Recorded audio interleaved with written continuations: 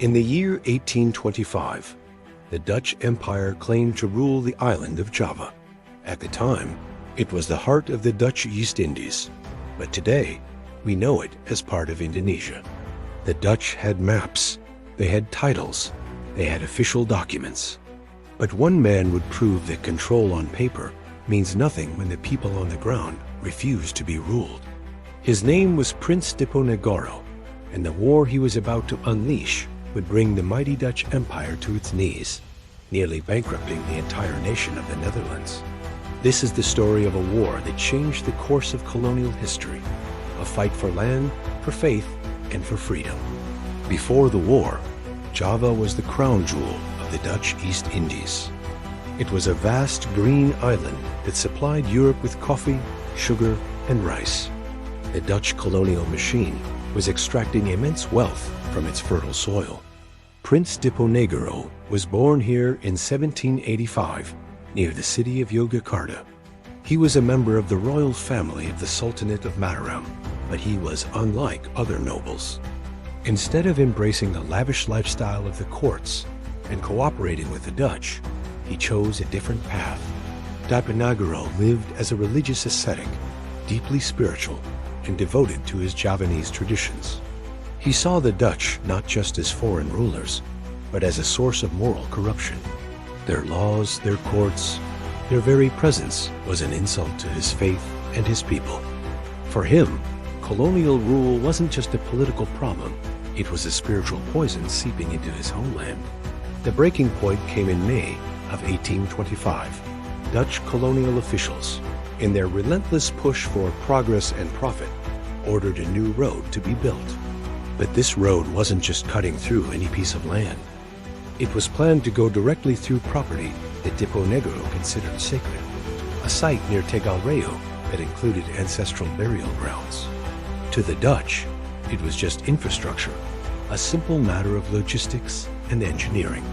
But to Diponegoro and his followers, it was an act of profound desecration, a violation of the sacred bond between the living and the dead. This was the final straw. Later that year, he raised the banner of rebellion. He declared a holy struggle, a jihad against the colonial invaders. The Java War, which would also become known as the Diponegoro War, had officially begun. The quiet rice paddies and volcanic landscapes of Java were about to become a battlefield. Diponegoro knew he couldn't defeat the disciplined, well-armed Dutch army in a conventional open battle, so he didn't even try. Instead, he made the geography of central Java his greatest weapon. He melted into the landscape, turning villages into sophisticated intelligence networks that tracked every Dutch movement.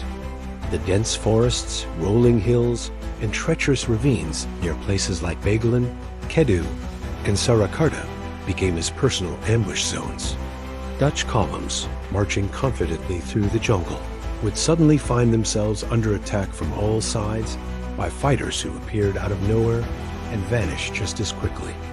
Their supply lines were cut, their forts were isolated and besieged, and their morale plummeted.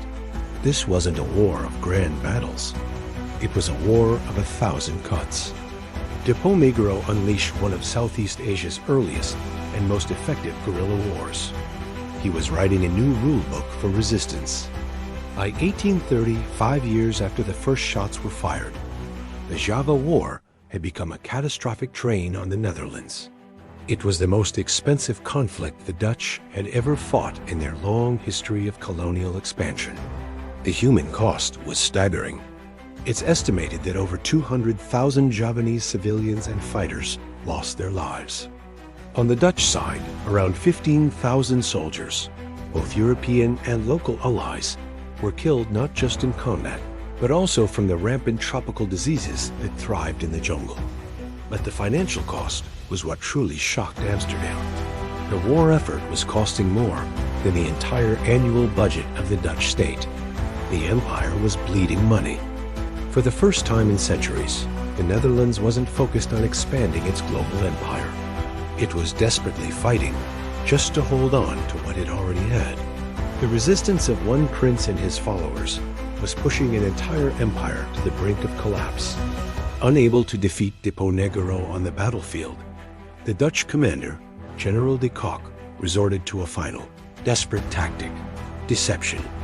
On March 28, 1830, Prince Diponegoro was invited to the town of Madelang for what he was told would be peace negotiations.